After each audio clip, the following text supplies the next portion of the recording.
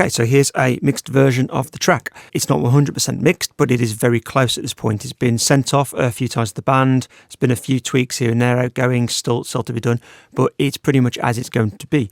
I do have two screens in front of me. The screen captures only showing the one, but what I can do is if I put this on, you can kind of see the sort of things I'm seeing on the screen. Processing wise, so is in terms of plugins, these are the sort of things that have been used. There's quite a few on there. Obviously there's outboard stuff on top of that, and my tape delay as well, so there are some DAW stuff going on as well on top of all that. The main things I have between this and when I showed it on the first video is that we have some kick replacements. So for the shells, the kick, the snare, the toms, I do use select trigger. Sometimes I use a complete outright. So for instance, the kick drum is a complete outright replacement. So as it is now, and as it was. So I decided to do that. Some aren't. So for the snare, for instance, isn't. So it's 70%. So I'm keeping some of the original snare sound in there. So a bit of a parallel blending going on there as well. Anything that used the ML1 mic or the ML2 mics has mic emulation. So the virtual mix rack has stuff like that. So I'm using a Sony 800, for instance, there. Sometimes I use a Neumann 67. Sometimes I use a 47. For the ML2s, I'll sometimes use AKG C414s. It depends on the song. But there'll be some mic emulations going on, anything I use those for as well. Other sort of highlights, there's some UAD stuff on the go, so I sometimes use the 76 plugins. Even though I've got an outboard one, I also sometimes use them as well to save processing time and for quick changes when I'm mixing through things. Kit on its own now sounds like this, to give you an idea.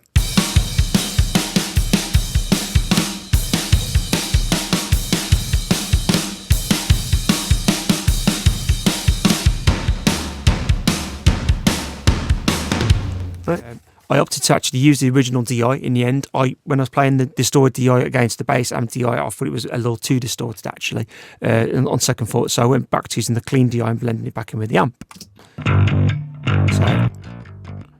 So there's the original DI. And there's the amp. Still opting to use the amp more than the DI, but putting the DI in just to give it some clean tone and high tones back into it. Plugin wise, I'm using a Plugin Alliance Scissor SSLE version for the bass DI. I'm using some Apogee 3A emulations for their compressors for the bass amp. You'll see I use soft tube tape quite a lot. I like tape sound a lot. Fortunately, I don't obviously have a tape machine, so the next best thing is to use a good tape plugin, and soft tubes is pretty wicked, I think, and I have that on every channel pretty much. I also use Bass Rider by Waves. A lot of people slag Waves, myself included, but actually there are some pretty decent ones. Bass Rider is quite a good one to catch sort of random bass spikes. My playing in particular, I am a finger player with bass, so there's a lot of percussive stuff compared to a pick for me. So there's lots of quite suddenly massive attack notes. So it's something like Bass Rider is good for me to control that rather than using compression. So I use that quite a bit as well for myself when I do bass. Put drums and bass to go for you. Big fat bass for this. Kept the mics I pretty much wanted to do in the end. The ML2 actually didn't use an emulation on this one, believe it or not. It's a mic emulation, but I actually kept the raw sound because it worked. 57. So I've got two different types of mic sounds. On cleans, I pretty much kept a bit of EQ. I used Slate's Distressor instead. On the dirt channels, I used Apogee's 3A, a bit of EQ. Nothing too crazy with the guitar, to be honest. Shared sound, so the clean guitar.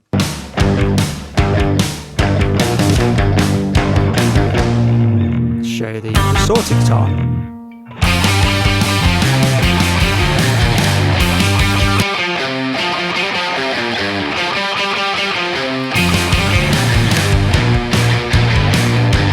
Guitars come out pretty good, I think, in the end.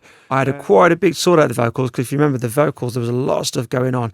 Pretty much kept all the vocals there. I got rid of one. In the end because there's 3 harmony parts and they're double tracks. I decided to turn one into a single track in the middle, but there's a lot going on this one. So if we start with the lead vocal, it's got the outboard compression already there. So all I really did when it came back in is I tuned it, did a bit of time into it, small bit of EQ after that. I added de-esser, I added Sound Toys Decapitator because I wanted to saturate it. After everything, I thought it still needed to be a bit dirty. So vocals. Fear and pride on the floor.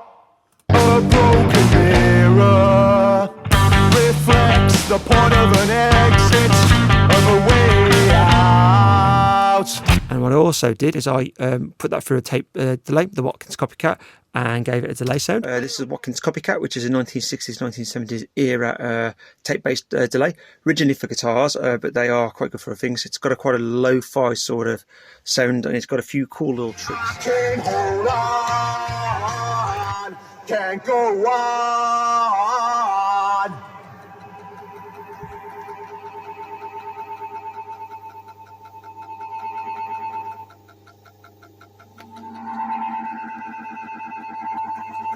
Next verse comes in. A purple face on the floor. Jesus won't help you or guide you to the exit or a way out. Gave it a delay sound. Little pride So that, on the floor. let's put that in. A broken mirror reflects the point of an exit of a way out. Okay. Chorus stuff, there's a lot of choruses, so what I did, rather than sort of individually do stuff, so timed them, did the tuning individually, but then I went to buses, and I've worked in buses for these. Chorus vocals have come out like this in the end. Can't go on, can't go on, can't go on, can't go on, can't go on. Up, up. If you remember the video earlier when I played it, it was quite loud, it was quite raw. Obviously, that's what mixing does, that's the power of it. All those tracks, raw and untamed, it made it quite hard to make out what's going on. So once they've been timed, all the little nuances, all the tuning's been sorted, they've been balanced, they've been panned, they've been EQ'd, they've been compressed, all that stuff makes a humongous difference to the parts.